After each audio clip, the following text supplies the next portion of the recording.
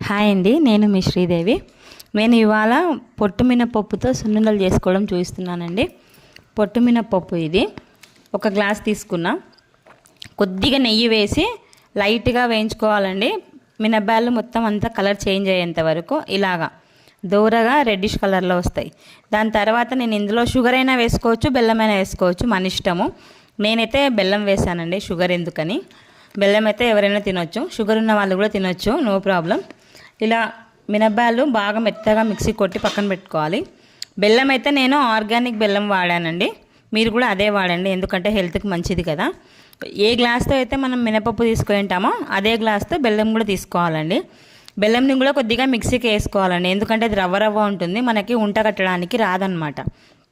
So రెండు mixie కొట్టుకున్న తర్వాత కొద్దిగా నెయ్యి వేసి పిండిని సున్నుండలు చేసుకోవడమే. సున్నుండలు రెడీ. ఈ వీడియో నచ్చితే లైక్ చేసి షేర్ చేసి